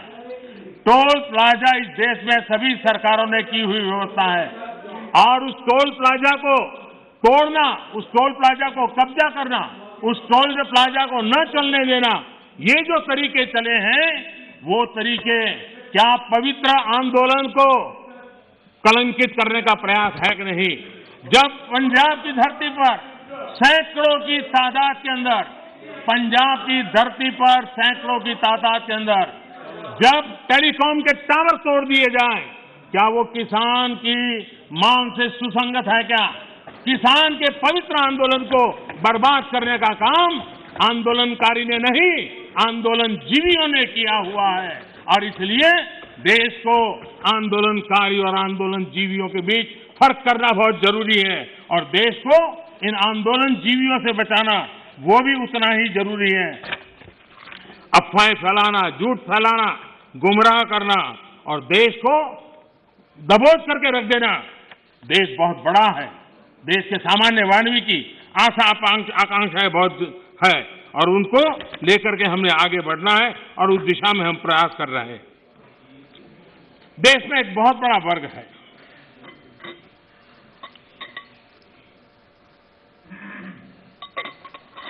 ये वर्ग, उनकी एक पहचान है टॉकिंग द राइट थिंग्स, यानी हमेशा सही बात बोलना।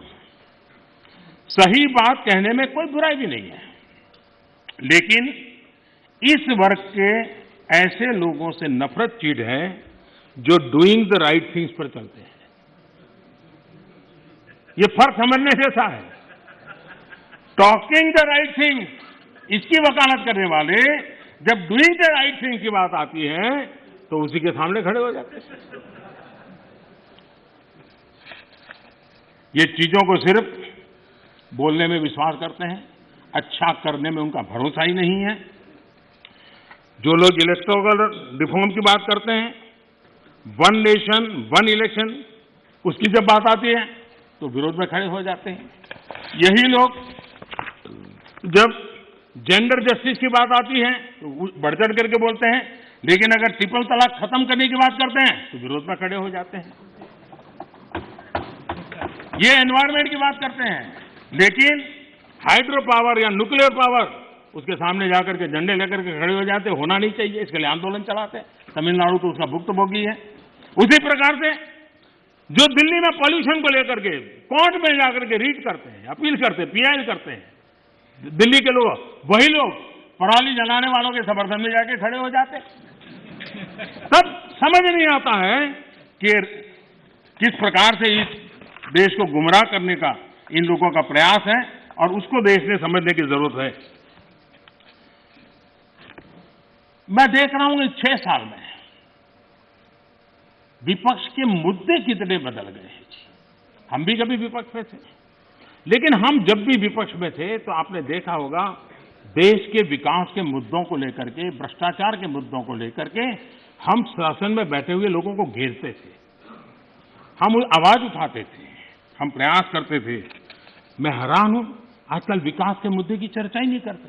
मैं इंतजार करता हूं कि ऐसे मुद्दे उठाए ताकि हमको कुछ कहने का मौका मिले कि भाई हम क्या कर रहे हैं, लेकिन वो हमारे मौका ही नहीं थे, क्योंकि उनके पास इन मुद्दों पर बोलने के लिए कुछ रहा नहीं है। और इसलिए न वो कितनी सड़कें बनी पूछते हैं, न कितने पुल बने पूछते हैं, न बॉर्डर मैनेजमेंट में क्या हुआ है, कितनी पटरियां बिछी, इन सारे विषयों पर उनको चर्चा करने में इंटरेस्ट नहीं है। माननीय अध्यक्ष जी, 21वीं सदी में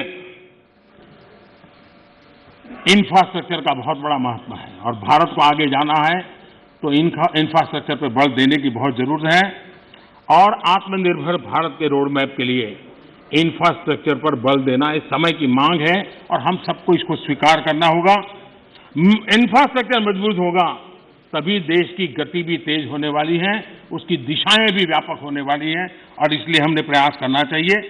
और इंफ्रास्ट्रक्चर का मतलब है गरीब के लिए, मध्यम वर्ग के लिए अनेक नई संभावनाओं को इंफ्रास्ट्रक्चर जन्म देता है, नए अवसरों को जन्म देता है, रोजगार के लिए नए अवसर लेकर के आता है, इकोनॉमी को मल्टीप्लायर इफेक्ट करने की उसकी ताकत रहती है और इसलिए हमने इस बात को बल देने की जरूरत है। इंफ्रास्ट्रक्चर का मतलब वोट बैंक के अवसर नहीं होता है, कागज पे घोषित कर देना कि ये रोड बनेगा, एक चुनाव जीत लो, दूसरी बार वहां जाके सफेद पट्टी कर लो, दूसरा चुनाव जीत लो, तीसरी बार जाकर वहां थोड़ी मिट्टी डाल दो। तो ये इस काम के लिए नहीं है, ये सचमुच में जीवन बदलने के लिए और सब व्यवस्थाओं को बदलने के लिए इंफ्रास्ट्रक्चर को हमने बल देने की आवश्यकता है। 110 लाख करोड़ रुपए की योजना के साथ हमने बजट में अभूतपूर्व खर्च के साथ आगे बढ़ने की दिशा में हम चल रहे हैं। देश के 27 शहरों में मेट्रो ट्रेन, 6 लाख से ज्यादा गांवों में तेज इंटरनेट, बिजली के क्षेत्र में हम वन नेशन वन ग्रिड इस कंसेप्ट को साकार करने में सफल हुए हैं। सोलर पावर सहित रिन्यूएबल एनर्जी के मामले में आज दुनिया के 5 टॉप देशों के अंदर भारत ने अपनी जगह बना ली है। दुनिया के सबसे बड़े सोलर और विंड की हाइब्रिड पार्क आज भारत में दुनिया का सबसे बड़ा बन रहा है। विकास में हम एक नई तेजी देख रहे हैं, नए पैमानों पर जा रहे हैं। हमने देखा है कि जहां जहां असमानता है, खास करके पूर्वी भारत, अगर देश के पूर्वी भारत का विकास हम उस स्थिति पे लाना होगा ताकि पश्चिम भारत की जो आर्थिक व्यवस्था है उसकी बराबरी तुरंत करें, तो मिलकर के देश के अंदर प्रगति की संभावना बढ़ेगी। और इसलिए हमने पूर्वी भारत के विकास पर एक विशेष बल दिया है। चाहे गैस पाइपलाइन बिछाने की बात हो, चाहे रोड बनाने की बात हो, चाहे एयरपोर्ट बनाने की बात हो, चाहे रेल बिछाने की बात हो, चाहे इंटरनेट कनेक्टिविटी, और इतना ही नहीं, वाटरवे के द्वारा नॉर्थ ईस्ट के राज्यों को जोड़ने का एक बहुत बड़ा भगीरथ प्रयास चल रहा है। और मुझे लगता है कि हमारा ये फोकस है कि देश को एक संतुलित विकास की तरफ ले जाना चाहिए। देश के हर क्षेत्र को, एक भी क्षेत्र पीछे न रह जाए, उस प्रकार से विकास की अवधारणा को लेकर के आगे चलने का हमने काम किया है। और इसलिए ईस्टर्न इंडिया पर हम मिशन मोड में काम कर रहे हैं।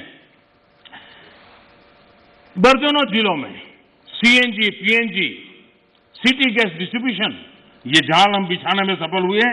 गैस पाइपलाइन पहुंचने के कारण फर्टिलाइजर के उत्पादन में भी तेजी आई है और फर्टिलाइजर के जो कारखाने बंद पड़े थे उनको दोबारा खोलने की संभावना पैदा हुई है, क्योंकि हमने गैस इंफ्रास्ट्रक्चर के ऊपर बल दिया, हमने उस पाइपलाइन की ओर बल दिया। माननीय अध्यक्ष जी, कई वर्षों से हम सुनते आए हैं डेडिकेटेड फ्रेट कॉरिडोर, लेकिन एक डेडिकेटेड फ्रेट कॉरिडोर का क्या हाल था? जब उनको सेवा करने का मौका मिला था, सिर्फ 1 किलोमीटर काम हुआ था। आज करीब 600 किलोमीटर, 6 साल के अंदर 600 किलोमीटर काम, और एक्चुअली डेडिकेटेड फ्रेट कॉरिडोर पर काम, यानी ट्रेन चलना शुरू हो गया, माल ढोने का काम शुरू हो गया और वो सेक्शन काम कर रहा है। यूपीए के समय बॉर्डर इंफ्रास्ट्रक्चर, किसी भी देश की रक्षा के लिए बॉर्डर इंफ्रास्ट्रक्चर बहुत महत्व रखता है, लेकिन उसके प्रति इतनी उदासीनता की गई, इतनी लापरवाहियां की गई है। देश के अंदर उन विषयों की हम पब्लिकली चर्चा कर नहीं सकते क्योंकि देश के सिक्योरिटी की दृष्टि से अच्छा नहीं है, लेकिन ये चिंता का विषय है कि हमने, क्योंकि वहां लोग नहीं है, वोट नहीं है, जरूरत नहीं लगी, फौजी आदमी जब जाएगा देखा जाएगा क्या होने वाला है, इसी सोच का परिणाम था। और इतना ही नहीं, एक बार तो एक रक्षा मंत्री ने पार्लियामेंट में कह दिया था कि हम इसलिए इंफ्रास्ट्रक्चर नहीं करते हैं बॉर्डर पे ताकि कहीं दुश्मन देश उस इंफ्रास्ट्रक्चर का उपयोग न कर ले। कमाल के हो गए। इस सोच से इसको बदल करके हमने आज करीब करीब जो अपेक्षाएं और आयोजन था उसका एक बहुत एक हिस्सा बॉर्डर के ऊपर इंफ्रास्ट्रक्चर की दिशा में हमने पूर्ण किया है। एलएसी पर ब्रिजेज, आज मेरा अंदाज है करीब 75 के करीब ब्रिज ऑलरेडी वहां काम चल रहा है तेजी से, और इसलिए कई सैकड़ों किलोमीटर हमने रोड बनाए हैं। और मैं चाहता हूं कि जो काम हमारे सामने था करीब 75% तो हमने उसको पूरा भी कर लिया है और हम आगे भी इस काम को जारी रखेंगे। इंफ्रास्ट्रक्चर के अलग अलग क्षेत्र होते हैं, उसी प्रकार से आप देखिए अटल टनल हिमाचल प्रदेश में, उसका हाल क्या था? अटल जी के समय जिसकी कल्पना की गई, अटल जी के जाने बाद किसी न किसी फाइलों में वो अटका रहा। एक बार छोटा सा काम हुआ, फिर अटक गया, ऐसे ही करते करते चला गया। पिछले 6 साल के अंदर इसके पीछे हम लगे और आज अटल टनल काम कर रही है। देश की फौज भी आराम से वहां से मूव कर रही है, देश के नागरिक भी मूव कर रहे हैं। जो रास्ते 6-6 महीने तक जो इलाके बंद होते थे वो आज काम करने लगे हैं और अटल टनल काम कर रही है। उसी प्रकार से मैं ये बात साफ करना चाहूंगा कि जब भी देश के सामने कोई चुनौती आती है, ये देश का सामर्थ्य है, हमारे देश के सुरक्षा बलों का सामर्थ्य है।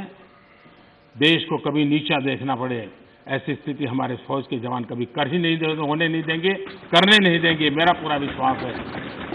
आज उनके जिम्मे जो भी जिम्मेवारी, जहां भी जिम्मेवारी मिली है, बखूबी निभा रहे हैं, प्राकृतिक विपरीत परिस्थितियों के बीच में भी बहुत मुस्तैदी के साथ निभा रहे हैं और हमें हमारे देश की सेना पे गर्व है, हमारे वीरों पर गर्व है, उनके सामर्थ्य पर हमें गर्व है और देश हिम्मत के साथ अपने फैसले भी करता है और हम उसको आगे भी ले जा रहे हैं। मैंने कभी एक गजल सुना था, ज्यादा तो मुझे इसमें रुचि नहीं है, मुझे ज्यादा आता भी नहीं है, लेकिन उसमें लिखा था, मैं जिसे ओढ़ता बिछाता हूं, मैं जिसे ओढ़ता बिछाता हूं, वो गजल आपको सुनाता हूं। मुझे लगता है ये जो साथी चले गए, वो जिन चीजों के अंदर जीते हैं, पलते हैं, वो वही सुनाते रहते हैं जो उनके कालखंड में उन्होंने देखा है, जो उनके कालखंड में उन्होंने किया है, उसी को वो कहते रहते हैं। और इसलिए मैं समझता हूं कि हमें अब चलना ही होगा, हमें बड़ी हिम्मत के साथ आगे बढ़ना ही होगा। और मैंने कहा पोस्ट कोरोना एक नया वर्ल्ड ऑर्डर जब हमारे सामने आ रहा है तो भारत ने कुछ नहीं बदलेगा कि मानसिकता छोड़ देनी होगी, ये तो चलता है चलता रहेगा, मानसिकता छोड़ देनी पड़ेगी। 130 करोड़ देशवासियों का सामर्थ्य लेकर चल, प्रॉब्लम होंगे, अगर मिलियंस ऑफ प्रॉब्लम है तो बिलियंस ऑफ सॉल्यूशन भी है। ये देश ताकतवर है और इसलिए हमने हमारी संवैधानिक व्यवस्थाओं पर विश्वास रखते हुए हमने आगे बढ़ना होगा और मुझे विश्वास है कि हम इस बातों को लेकर के आगे चलेंगे। ये बात सही है कि मिडल मैन कल्चर खत्म हुआ है, लेकिन देश का मिडिल क्लास जो है उसकी भलाई के लिए बहुत तेजी से काम हो रहे हैं, जिसके कारण देश को आगे बढ़ाने में अब जो मिडिल क्लास का बल्क है वो बहुत बड़ी भूमिका अदा करने वाला है और उसके लिए आवश्यक जो भी कानूनी व्यवस्थाएं करनी पड़ी वो कानूनी व्यवस्था भी हमने की है। माननीय अध्यक्ष जी, एक प्रकार से विश्वास के साथ एक प्रगति के वातावरण में देश को आगे ले जाने का निरंतर प्रयास चल रहा है। मैं राष्ट्रपति जी का हृदय से आभारी हूं कि अनेक विषयों पर उन्होंने स्पर्श किया है। जिनका राजनीतिक एजेंडा है वो उनको मुबारक, हम देश के एजेंडा को लेकर के चलते हैं, देश के एजेंडा को लेकर के चलते रहेंगे। मैं फिर एक बार देश के किसानों से आग्रह करूंगा कि आइए टेबल पर बैठ करके मिल करके समस्याओं का समाधान करें।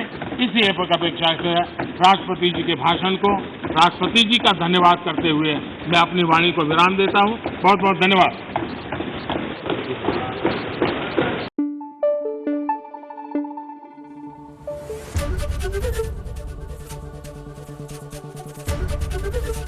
एबीपी गंगा, खबर आपकी, जुबान आपकी।